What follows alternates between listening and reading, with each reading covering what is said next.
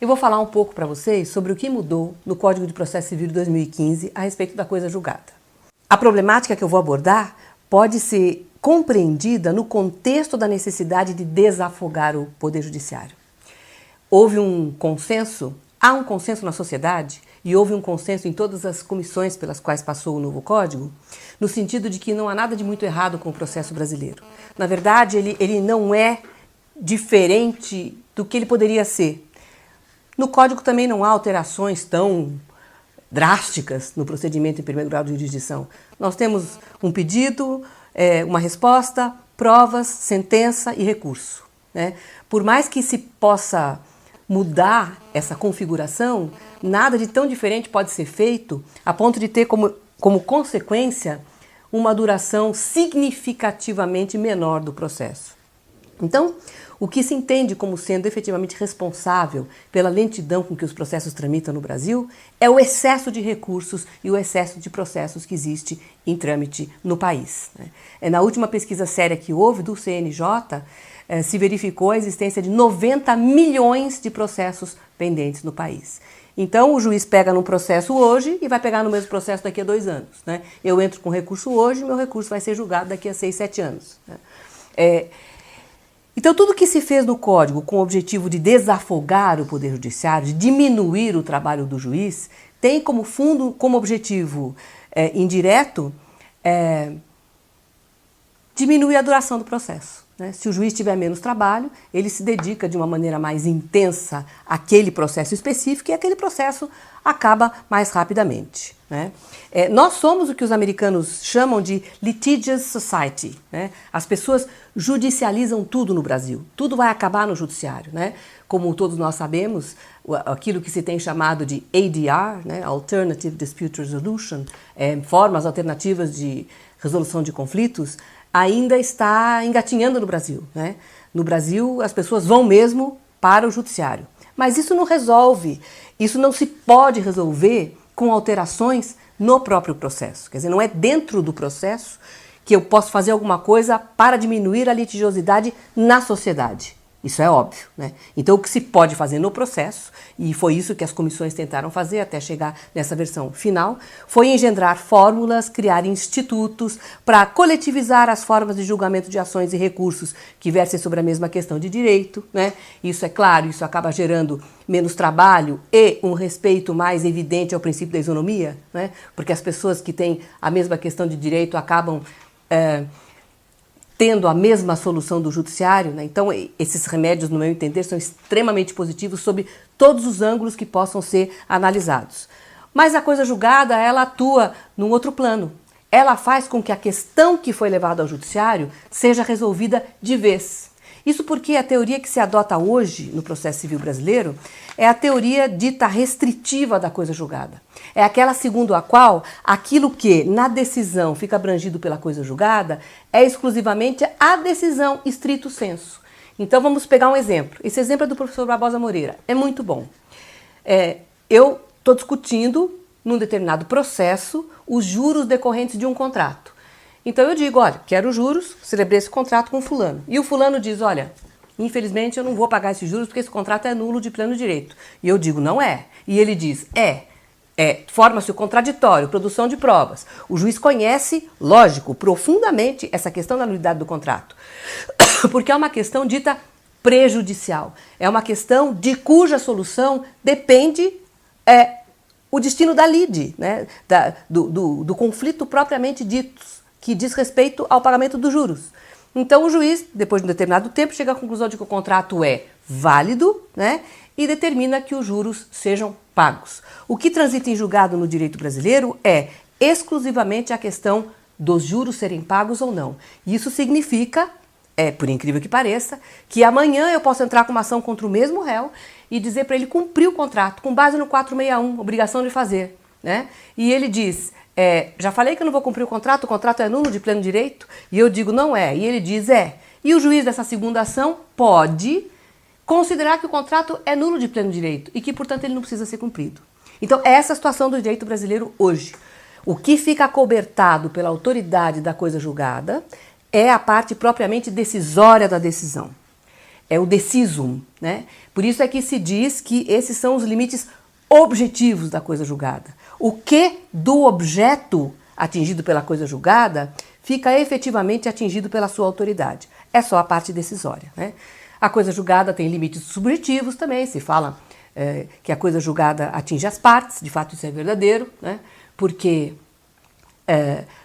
os casos em que a coisa julgada atinge terceiros são absolutamente excepcionais no nosso sistema, até por causa do princípio da ampla defesa, do contraditório. Se fala também na dimensão temporal da coisa julgada, porque a função da coisa julgada é projetar para o futuro os efeitos da sentença. Mas esses, a respeito dos quais houve alteração no Código de 2015, são os limites objetivos da coisa julgada. O novo Código de Processo Civil muda essa regra e diz que ficarão abrangidas pela autoridade da coisa julgada também as questões prejudiciais. A doutrina fala em questões prévias. Prévias em relação ao mérito. São questões que têm que ser objeto de atenção e de decisão do juiz antes que ele examine o mérito. As questões prévias comportam uma subdivisão e aqui nós temos uma chave imaginária. As questões podem ser preliminares ou prejudiciais. O resultado do exame das questões preliminares leva a que o juiz fique sabendo se ele pode ou não decidir o mérito. Exemplos: legitimidade, competência. Se o juiz não for competente, ele não pode decidir o mérito. Se o juiz for competente, ele pode decidir o mérito. Então, depende haver ou não o julgamento do mérito da solução que se venha a dar às questões preliminares. Como o mérito vai ser julgado, depende da solução que se dê às questões prejudiciais. Então, se fulano é filho, ele herda. Se o contrato vale, os juros serão devidos, ou o contrato terá de ser cumprido. A lei, com medo de que se entenda que alguém possa efetivamente dizer que essa regra poderia ofender o princípio do contraditório, a lei tem o cuidado de ser muito explícita, muito expressa a respeito das condições que têm que ser respeitadas para que a autoridade da coisa julgada atinja as prejudiciais. E a lei diz o seguinte: a questão prejudicial decidida expressamente, normalmente tem que ser decidida expressamente mesmo, se dela depender o julgamento do mérito, isso não precisaria ser dito, na verdade, rigorosamente, porque a questão prejudicial, por definição, é aquela de cujo exame depende o como se vai decidir o mérito. Se houver contraditório prévio e efetivo, isso também rigorosamente não precisava ser dito, porque o juiz examina pontos e questões. Questões são pontos a respeito dos quais não estão de acordo autor e réu. Então tem que ter havido contraditório. Nessas condições, a decisão a respeito das prejudiciais ficará tão estável, tão imutável, tão seguramente decidida quanto o próprio pedido.